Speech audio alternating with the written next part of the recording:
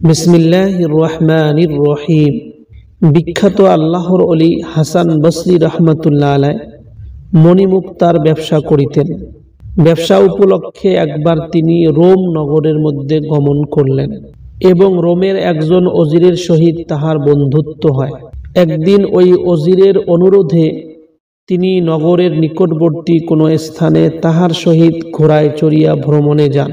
হাসান বসরি রহমতুল্লাহ আলাইহ সেখানে যাইয়া এক সুসজ্জিত সুবৃহৎ স্বর্ণ মণিমুক্তা খচিত তাঁবু প্রতিষ্ঠিত দেখতে পান। একদল সুসজ্জিত সৈন্যবাহিনী তাঁবুটিকে প্রদক্ষিণ করিয়া তাহাদের ভাষায় কি যেন বলিতে বলিতে চলিয়া গেল। হাসান বসরি রহমতুল্লাহ আলাইহ এই দৃশ্য দেখিতেছেন। তারপর একদল বৃদ্ধ লোক সৈন্যদলের মতন করে ওই তাঁবুটিকে প্রদক্ষিণ করিয়া চলিয়া গেল। তারপর একদল আলিম ও পণ্ডিতগণ আসিয়া পূর্বের ন্যায় তাঁবু প্রদক্ষিণ করিয়া কিছু বলতে বলতে চলিয়া গেল। হযরতে হাসান বসরি রহমতুল্লাহ আলাইহ এই দৃশ্য দেখিতেছেন। তারপর একদল ডাক্তার ও কবিরাজগণ তাহাদের ভাষায় কিছু বলিয়া চলিয়া গেলেন। এরপরে বহু সুন্দরী বাদীর প্রত্যেককে বহু মূল্যবান মণি মাণিক্যপূর্ণ থালা মস্তকে ধারণ করিয়া তাঁবু প্রদক্ষিণ করিয়া কি যেন বলিতে বলিতে চলিয়া গেল। সর্বশেষে রোম সম্রাট স্বয়ং এবং তাহার অজির ওই তাঁবুর ভিতরে প্রবেশ করিয়া কিছুক্ষণ পর বাহির হইয়া গেলেন। হযরত হাসান বসরি রহমতুল্লাহ আলাইহ বলেন, আমি ইহা দেখিয়া অবাক হইয়া গেলাম এবং অজিরকে উহার কারণ জিজ্ঞাসা করিলাম যে, হে অজির, আমি যাহা কিছু দেখিতেছি এসবের কারণ কি? রোম সম্রাটের অজির বলিলেন যে, এই রোম সম্রাটের এক পরম সুন্দর ও গুণবান পুত্র ছিলেন। সম্রাট তাহার প্রতি অতিশয় অনুরক্ত ছিলেন। হঠাৎ সে কঠিন রোগে আক্রান্ত হইয়া পড়েন এবং চিকিৎসকগণ তাহার চিকিৎসায় অকৃতকার্য হইলেন। ফলে এই রোম সম্রাটের পুত্রটি মৃত্যুর মুখে পতিত হইয়া গেলেন এবং এই দুনিয়া ছাড়িয়া চলিয়া গেলেন। এবং রোম সম্রাটের এই পুত্রকে যে তাঁবু তুমি দেখিতেছ, এই তাঁবুর মধ্যেই কবরস্থ করা হয়েছে। এই জন্য বাদশাহ প্রতি বৎসর একদিন করে তার পুত্রের সমাধি দর্শন করিতে আসেন, এছাড়া অন্য কিছুই নয়। আর আপনি যে প্রথমে সেনাদলকে তাঁবু প্রদক্ষিণ করিতে দেখিতে পাইতেছেন, তাহারা এই বলিতেছে, হে রাজকুমার, তোমার যে অবস্থা ঘটিয়াছে, আমাদের বাহুবলে যদি তাহা দূরীভূত করা সম্ভব হইত, তাহলে আমরা জানে প্রাণে চেষ্টা করিয়া তোমাকে মুক্ত করিতাম। কিন্তু যিনি ইহার সংঘটক, যিনি তোমার উপরে এই মুসিবত দিয়েছেন, তাহার সহিত কোনো যুদ্ধ চলে না। আর আপনি যে আলেম মণ্ডলীকে আসিয়া কিছু বলিতে চলিয়া যাইতে দেখিয়াছেন, তাহারা বলিতেছিল, হে রাজকুমার, যদি আমাদের জ্ঞান বিজ্ঞান ও পণ্ডিতের বলে এই দুঃখ দূর করা সম্ভব হইত, তবে আমরা তোমার জন্য তাহা অবশ্যই করিতাম। এরপরে সম্মানিত বৃদ্ধগণ আসিয়া বলিয়াছেন, হে যুবরাজ, যদি সুপারিশ ও ক্রন্দন দ্বারা তোমার জীবন রক্ষা করিতে পারিতাম, তবে আমরা কখনো তাহা হইতে বিরত থাকিতাম না। এরপরে হে হাসান বসরি, তুমি যে সুন্দরী দাসীগণকে দেখিতেছ, তারা বলিতেছিল, হে প্রভু, যদি ধনরত্ন সৌন্দর্য দ্বারা তোমাকে রক্ষা করা আমাদের পক্ষে সম্ভব হইত, তবে তোমার জন্য এই সৌন্দর্য ও ধনরাশি উৎসর্গ করিতাম। কিন্তু যিনি এই ঘটনা সৃষ্টি করিয়াছেন, যিনি তোমার মৃত্যু দিয়েছেন, তাহার নিকট ধনরত্ন ও রূপ লাবণ্যের কোনো মূল্যই নাই। সর্বশেষ সম্রাট অগ্রসর হইয়া বলিলেন, হে প্রাণাধিক পুত্র, তোমার পিতার হাতে আর কি শক্তি আছে?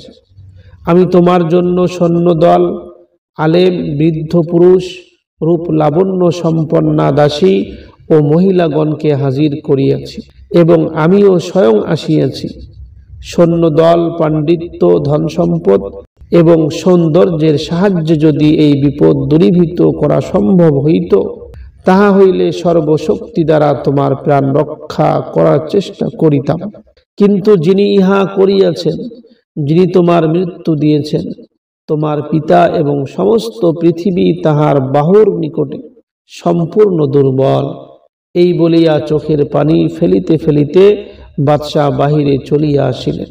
হে হাসান বসরি, এই উৎসবটি এক নির্দিষ্ট দিবসে প্রতি বৎসর এই স্থানে সম্পন্ন হইয়া থাকে। উজিরের এই সমস্ত কথা হযরত হাসান বসরি রাহমাতুল্লাহ আলাইহির অন্তরে অনুতাপের ভাব দীর্ঘ করিয়া তোলে।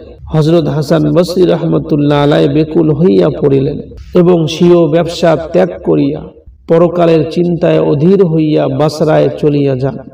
হযরত হাসান বসরি রাহমাতুল্লাহ আলাইহি দীর্ঘ প্রতিজ্ঞা করিলেন, আর কখনো এই নশ্বর এবং পাপপূর্ণ সংসারের মোহে পতিত হইবেন না। তখন হইতে হযরতে হাসান বসরি রাহমাতুল্লাহ আলাইহি ইবাদত ও রিয়াজতে এমনভাবে আত্মনিয়োগ করিলেন যে তৎকালে তাহার ন্যায় কঠোর রিয়াজতে আর কাহাকেও দেখা যায় নাই। হযরতে হাসান বসরি রাহমাতুল্লাহ আলাইহি 70 বৎসর উযু সহ ছিলেন। উযু নষ্ট হইলে তৎক্ষণাৎ হাসান বসরি রাহমাতুল্লাহ আলাইহি আবার উযু করিয়া পবিত্র হইতেন। প্রিয় দর্শক, কথিত আছে শামউন নামক হযরতে হাসান বসরি রাহমাতুল্লাহ আলাইহির একজন অগ্নিপূজক প্রতিবেশী ছিল। সেই অগ্নিপূজক প্রতিবেশী রোগাক্রান্ত মৃত্যু শয্যায় শায়িত দেখিয়া একদিন হাসান বসরি রাহমাতুল্লাহ আলাইহি যে শামউনের অবস্থা সংকটজনক, ইহা শুনিয়া হাসান বসরি রাহমাতুল্লাহ আলাইহি তাড়াতাড়ি সেই শামউনের নিকটে উপস্থিত হইয়া দেখিলেন আগুনের ধোঁয়ার ন্যায় তাহার সমস্ত শরীর কালো হইয়া গিয়েছে।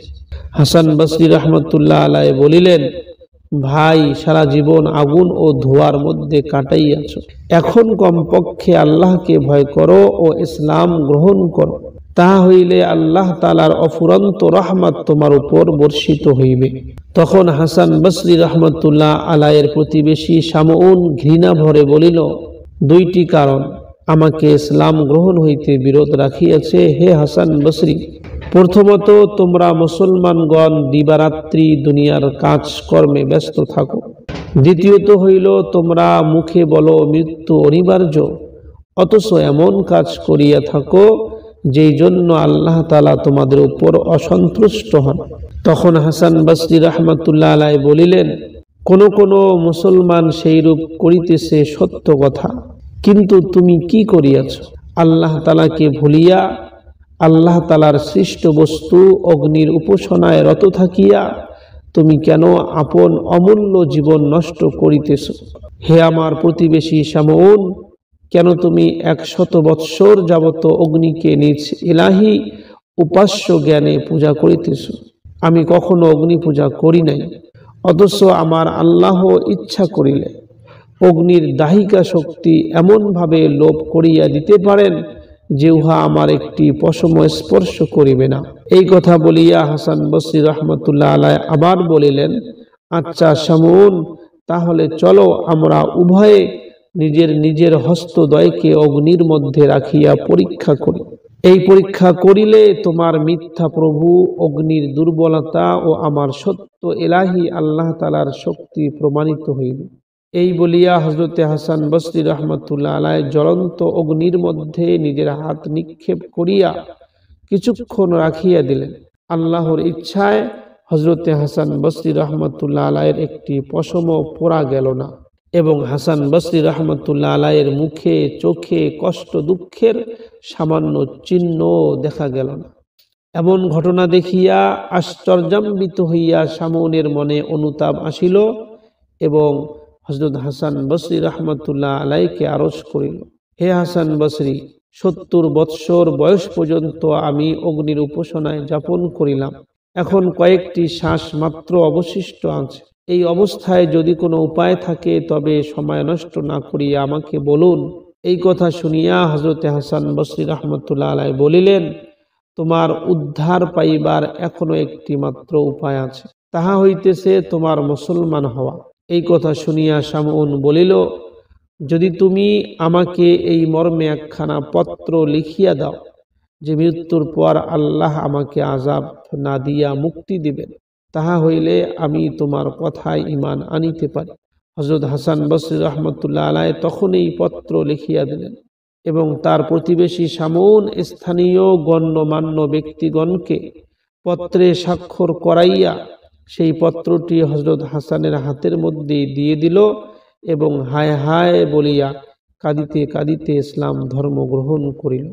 এরপর শামউন বলিল, হে হাসান বসরি, আমি মরিয়া গেলে আমাকে গোসল দেওয়ার পর আপনি অবশ্যই নিজের হাতে আমাকে কবরে শোয়াইবেন এবং এই পত্রখানা আমার হাতে রাখিয়া দেবেন। ইহাই আমার শেষ কথা। কিয়ামতের ময়দানে ইহা একটি নিদর্শন হিসাবে আমার হাতে থাকিবে। ইহা বলিয়া কালিমা উচ্চারণ করিতে করিতে হযরতে হাসান বসরি রাহমাতুল্লাহ আলাইহির প্রতিবেশী অগ্নিপূজক শামউন এই দুনিয়া ত্যাগ করিল।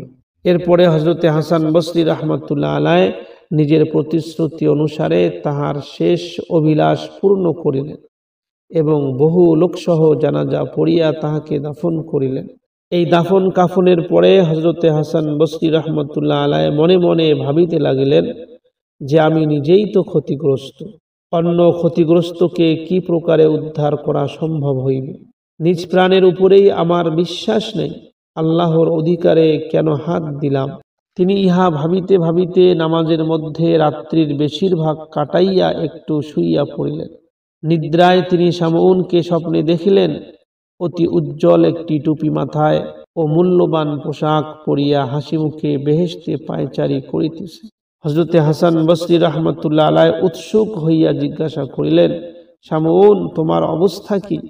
হাসি মুখে শামউন উত্তর করিল, যেমন বাহ্যিক দেখিতেছেন, আল্লাহ তাআলা আমাকে তাহার বেহেশতে স্থান দিয়েছেন এবং আল্লাহ রাব্বুল আলামিনের অফুরন্ত নিয়ামত স্বরূপ তাহার সাক্ষাৎ দান করিয়াছে। হযরতে হাসান বসরি রাহমাতুল্লাহ আলাইহি শামউনকে বলিল, এই পত্রখানা ফিরাইয়া দিন, এখন ইহার আর প্রয়োজন নেই। হযরতে হাসান বসরি রাহমাতুল্লাহ আলাইহি জাগিয়া দেখেন পত্রখানা তাহার হাতের মুঠার মধ্যে রয়েছে। ইহাতে আশ্চর্যান্বিত হইয়া হযরতে হাসান বসরি বলিয়া উঠিলেন, হে আল্লাহ, তোমার কোনো কার্যই নিয়মের অধীন নহে। 70 বৎসর অগ্নি উপাসনার পর এক কালিমার বরকতে তুমি শামউনকে সাক্ষাৎ পর্যন্ত দান করিয়াছ।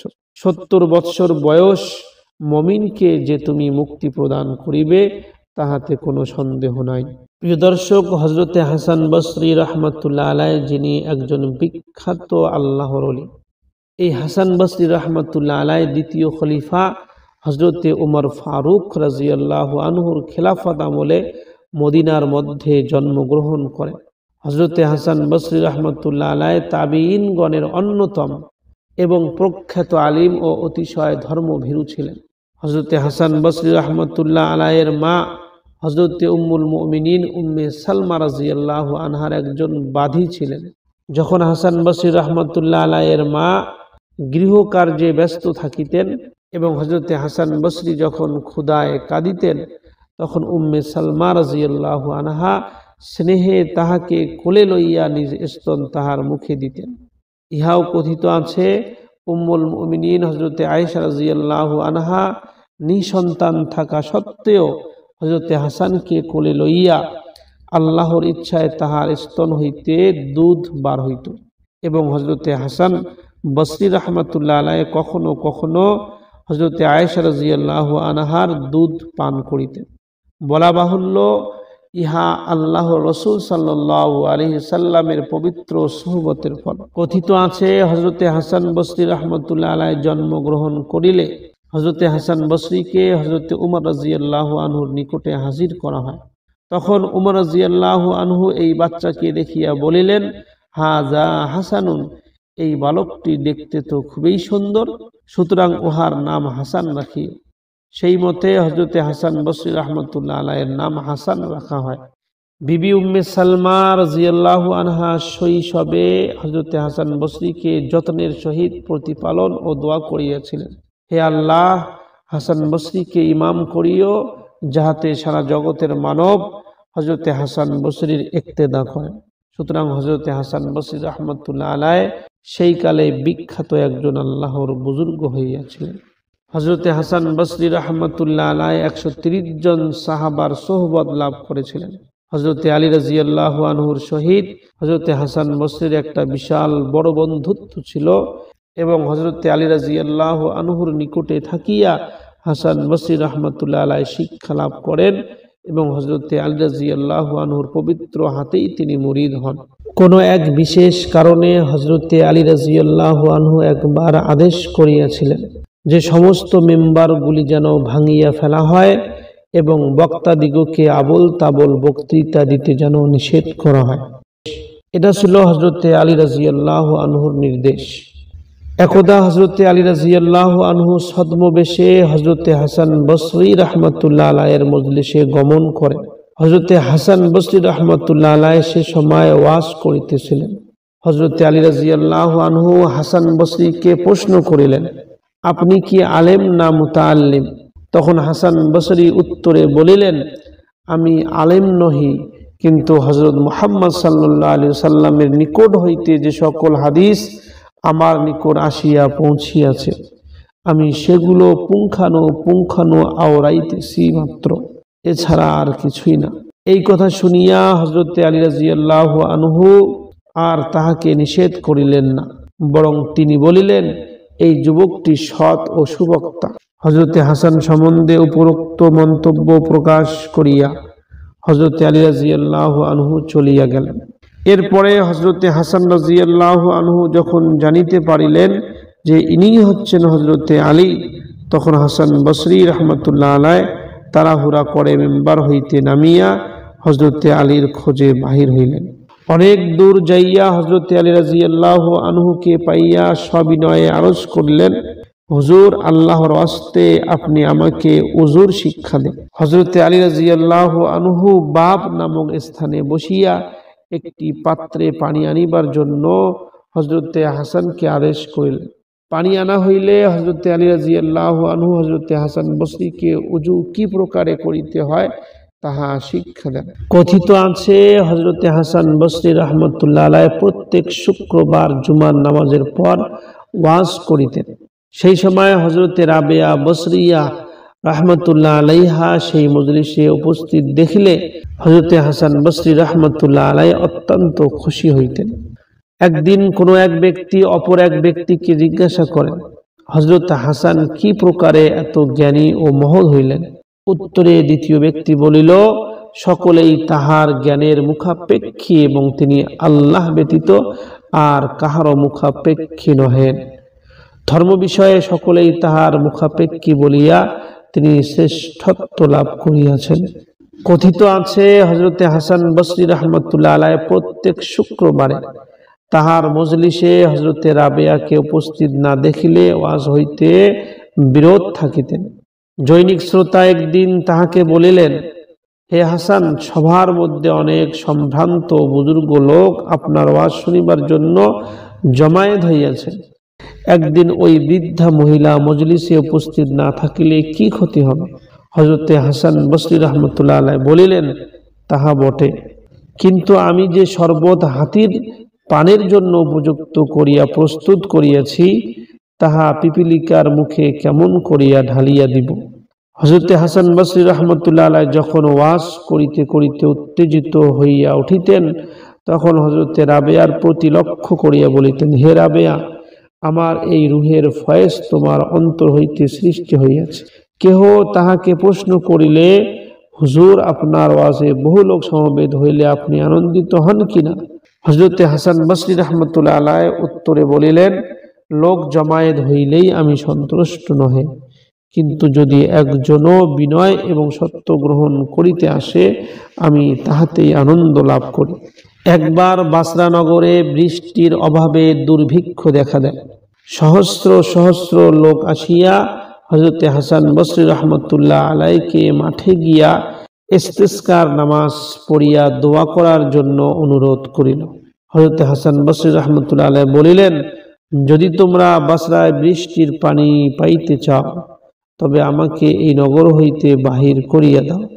এই সময় হযরতে হাসানের আল্লাহ ভীতির আসর প্রকাশ পাইতেছে। একজন বুজুর্গ ব্যক্তি ছিলেন। একবার এই বুজুর্গ ব্যক্তি হযরত হাসানের সহিত হজ্জে গমন করিয়াছিলেন। পথে আমার খুব পিপাসা পায়। পথের মধ্যে সেই ব্যক্তি খুব পিপাসা পায়। পানির আশায় সেই ব্যক্তি এক কূপের নিকট গমন করিলেন, কিন্তু তথায় বালতি ও দড়ি কিছুই পাইলাম না।